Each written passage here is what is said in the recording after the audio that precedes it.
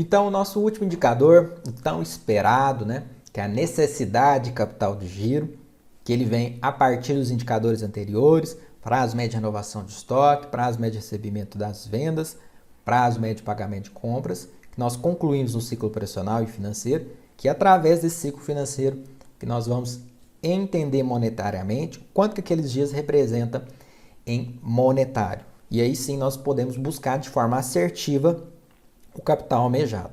Então, matematicamente falando, a necessidade de capital de giro de um negócio, ela é o ciclo financeiro multiplicado pelo faturamento médio do dia. Por que nós temos que pegar o ciclo financeiro? Porque o ciclo financeiro é quanto tempo a empresa está financiando a operação. Nós já concluímos isso aqui. O empresário está financiando a operação, a empresa está financiando a operação por 80,82 dias em 2019 e por 57,78 dias. Então, nós já concluímos, nós sabemos que tem aquele gargalo do prazo para pagamento com prazo de recebimento. E por que nós pegamos o faturamento, né, do dia? Uma vez que nós temos as informações todas representadas em dias. Por isso tem que ser informação diária. E por que faturamento e por que não compras? É o que a maioria das pessoas acaba se equivocando. Se a gente pega o valor de compras ou dos custos em si, né, que vai ser a saída do estoque, nós estamos apenas pegando uma das informações que nós precisamos para realmente repor a mercadoria. Mas a gente sabe que quando a gente vende, existem impostos, existem gastos fixos, existem prolabore, ou seja, numa estrutura de DRE gerencial, nós temos ali gastos fixos e gastos variáveis, ou custos e despesas fixas e custos e despesas variáveis. Então, quando eu faço a minha necessidade de capital de giro em cima da compra, que é um custo variável, eu vou ter parte da equação, mas não o todo. Uma vez que quando eu estou vendendo a mercadoria, eu não tenho apenas essa única dedução de compras. Eu tenho os impostos, eu tenho o prolabore, distribuição de dividendos, eu tenho uma série de deduções. Então, se eu faço a necessidade de capital de giro com base na compra, eu vou conseguir repor só a mercadoria. Eu não vou conseguir acabar com a minha estrutura de impostos, eu não vou conseguir uma série de coisas, né?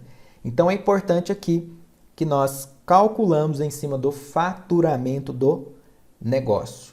Essa é a forma correta e completa. Quem às vezes não costuma fazer esse procedimento, vai pegar às vezes um empréstimo, né? Ou mesmo um capital de giro, seja próprio ou terceiro, e vai passar assim um tempo, um mês, né? Um mês e meio, vai depender do ciclo financeiro do negócio, e esse empresário vai precisar pegar um novo empréstimo, justamente por essa questão. Então, ponto fundamental, nós calculamos em cima do faturamento, que ele é o 100%, é o valor ali que ele vai compreender toda a estrutura de gastos do negócio. Então, tome cuidado com isso. Então, é importante a gente conhecer o faturamento do meu negócio e o ciclo financeiro para calcular de forma assertiva aqui. Então, vamos à prática.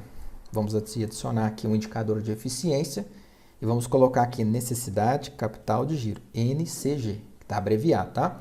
Como que nós vamos fazer isso? Igual, vamos pegar o ciclo financeiro e vamos multiplicar pelo faturamento médio diário do negócio. Então, vou multiplicar pelo esse faturamento médio diário. Como é que eu vou pegar esse faturamento? Eu vou pegar o faturamento do ano e dividir pelos dias. Aqui nós estamos sempre considerando o dia como comercial.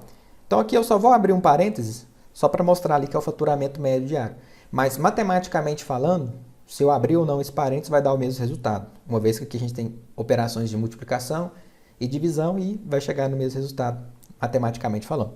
Mas apenas para a gente entender que eu estou multiplicando pelo faturamento médio do dia, tá? Vou lá na guia de DRE, pego minha receita bruta, que é o faturamento, e vou dividir por 360, tá? Fecho o parêntese, dou Enter, já tenho a minha resposta. Aquela resposta que eu tenho também em monetário, da mesma forma que nós calculamos o ciclo, né? Lá na liquidez, que é o capital circulante líquido. Então, aqui em 2020, nós fazemos a mesma coisa, lembrando que o resultado é monetário, tá? Então, igual, nós vamos pegar o ciclo financeiro, multiplicar pelo faturamento médio, que aí eu vou lá na guia de DRE, pego a receita bruta e divido por 360.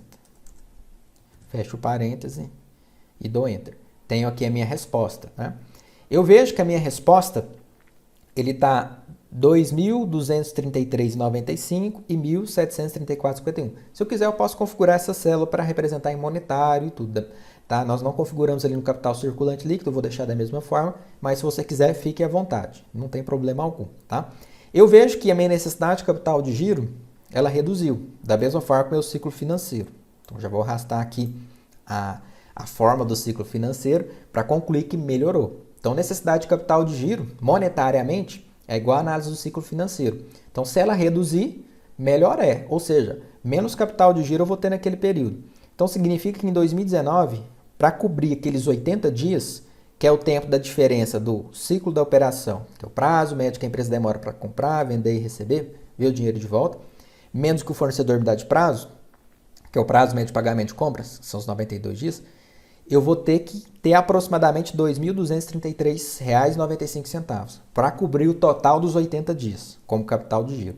Já em 2020, eu vou ter que ter, em média, R$ 1.734,51 para poder cobrir essa diferença, né, dos 57,78 dias do meu ciclo financeiro, né, ou a diferença, matematicamente falando, do meu ciclo da operação e do prazo médio de pagamento de compras. Então, aqui eu já tenho a minha necessidade de capital de giro do meu negócio, eu vejo que ela melhorou, haja vista, né, ou considerando os fatores, que ela reduziu monetariamente, e também eu percebo essa redução também no ciclo financeiro. Tá? Geralmente eles têm esse acompanhamento.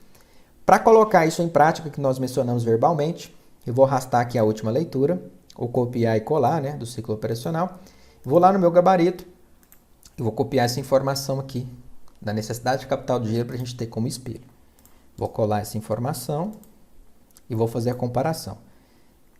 Vou aqui já adaptar o texto, que eu já vejo que logo de cara, de início, né, ele já está de forma aqui diferenciada. Ó, existe uma necessidade de capital de giro, a empresa está financiando a operação. Né? Então, já vou copiar aqui a primeira etapa. Vou alterar aqui o texto. Ctrl V. Ó, existe uma necessidade de capital de giro de R$ 2.233,95 em 2019 e R$ 1.734,51 em 2020. Então, aqui já ficou correto. Outra coisa que eu vejo é que ele, na leitura, ele está em monetário.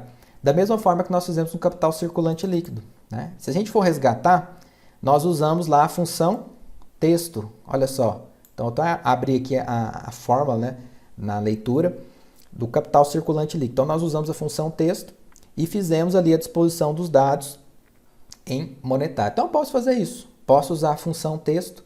Se eu quiser, eu posso até copiar essa informação ali, R-cifrão, né, que a gente colocou, e automaticamente ele vai adaptar a nossa leitura. Então, aqui eu vou vir fazer esse ajuste da função. Vou usar a função texto. Vou abrir o parêntese. Vou selecionar aqui o valor, ponto e vírgula, o formato que eu quero. Aspas dupla, R-cifrão, espaço 0.123,00. Fecha aspas dupla, fecho parêntese, dou Enter. Já vejo que realmente a função texto, conforme nós usamos lá no capital circulante líquido, ele deixa em monetário na nossa leitura. Faço a mesma coisa aqui para o ano de 2020, tá? Então, vou vir aqui, a função de arredondamento eu vou apagar, usar a função texto, abro parênteses, seleciono aqui a informação de 2020, ponto e vírgula, aspas dupla, R-cifrão, 0.123,00. Fecha aspas, fecho parênteses. Já tenho a minha resposta toda configurada. Se eu quiser também, conforme nós mencionamos, posso colocar esse indicador em monetário ali, tá? Então, fica igualzinho o monetário, igualzinho a leitura e fecho, faço a conclusão.